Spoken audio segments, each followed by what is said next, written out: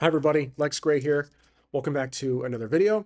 Today we're looking at a game called TOYKO Goons. This is a one-page RPG that is heavily inspired by Tunnels and Goons, or Tunnel Goons, Into the Odd, and 3D&T. I actually have never played 3D&T, but I know it is a Brazilian role-playing game, if I'm not mistaken. But I have played Tunnel Goons on this channel and Into the Odd. So what we'll do is look at the rules, we'll read through it, and see if it does hold its own. This is a universal game. It can work with practically any fictional setting.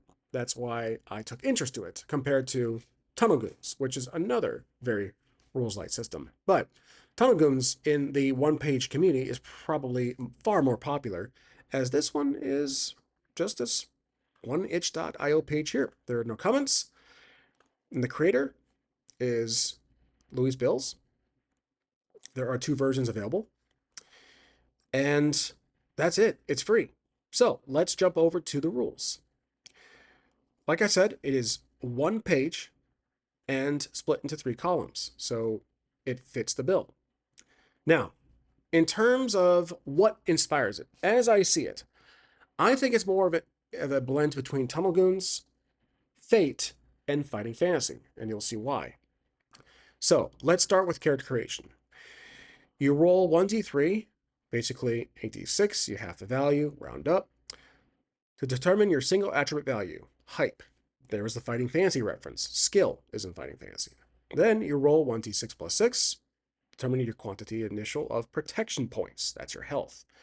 Similar to Fighting Fantasy, which is stamina. These points are your capability to block or dodge damages. Here are some Fate similarities. Create 2 advantages for your character.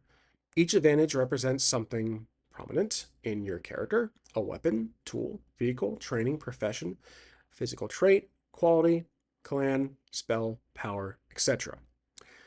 If you want, create 1 disadvantage, something that limits or hinders your character: a flow, addiction, oath, phobia, curse, etc. If you choose to take an disadvantage, your character may have 1 more advantage. So if you have 1 disadvantage, you can have 3 disadvantages.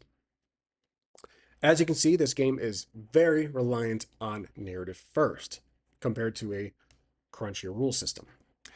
Finally, if you want, give your character a name and describe their appearance, personality, etc. I'll probably actually do that first. Some might prefer to do that second. That way you can see how your character builds up after rolling their stats, then you put the character description. But for me, I have a tendency to create the character's name, personality, backstory, origin, focus, etc. But I digress. Next is the action roll. This is the main mechanic in the game, but not the only mechanic. When your character takes an action whose success is uncertain, roll 2d6 plus H, roll 2 dice, and add your hype attributes and score. If any of your disadvantages are relevant in this action, add +2. Similar to Fate, where you add +2 per stunt, or a paid aspect.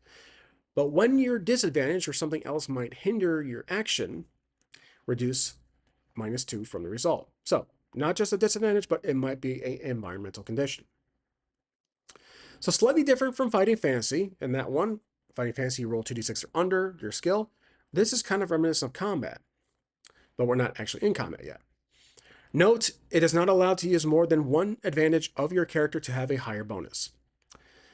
To succeed in action, the result must be equal to or greater than the difficulty score, DS, chosen for your action. The higher the DS, the greater the challenge, which this is straight from Tunnel Goons. So we have 8, 10, and 12. Easy, moderate, hard, and you can obviously go higher for that. Dangerous action. This is basically your encounter. When an action involves danger, the difference between your result and the DS will be the damage done on a success or taken on a failure. I love this. This is one of my favorite mechanics for any game.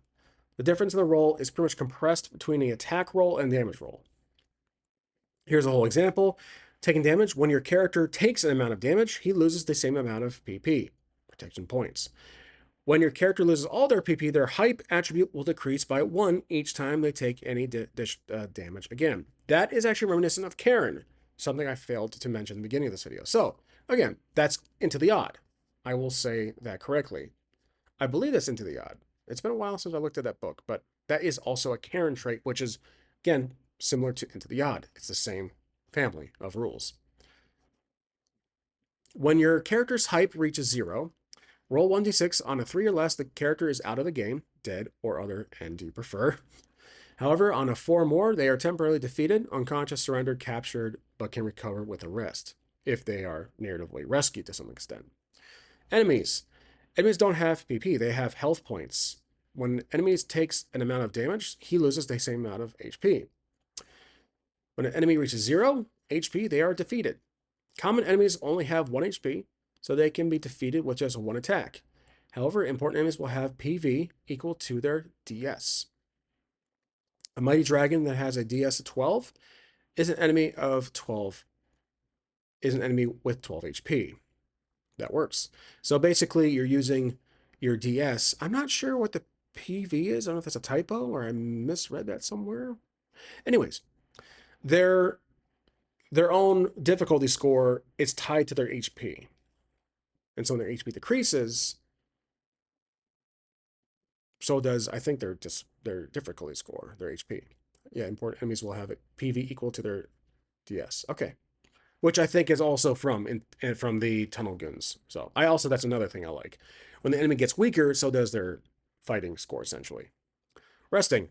After a rest, your character restores 2d6 plus 3 PP, and also 1d3 plus hype. Or 1d3, yeah, plus hype. A night's sleep is a good example of this.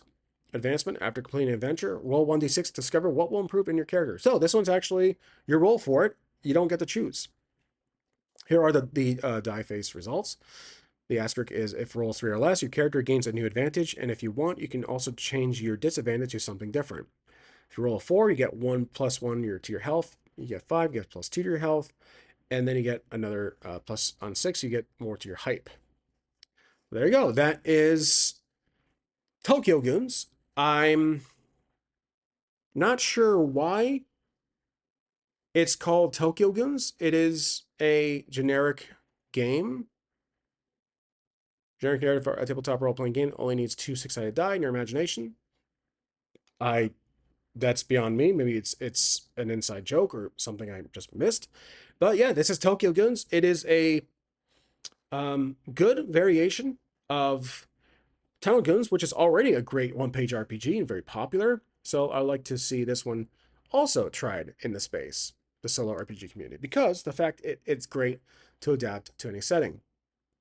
So let me know what you all think. I know one-page RPGs is probably not too popular on my channel, but I do like to give them a spotlight. I am a big fan of them. There are a lot of great ones out there in a sea of thousands of them. So there's always going to be a good one out there, like Tunnel Goons and like World of Dungeons and Lasers and Feelings, etc. There's definitely different levels of complexity. You have easy ones like Lasers and Feelings, and you have Tunnel Goons or World of Dungeons that have a little more rules to them. But again, it's one page, a lot to cram in there. But I like this one. It's laid out pretty well, and it's easy to read. The rules are simple to follow, and it does kind of reflect on existing systems that I've already played and grown to enjoy. And yeah, so that's all for this episode. I will see you guys next time. And as always, thank you for watching.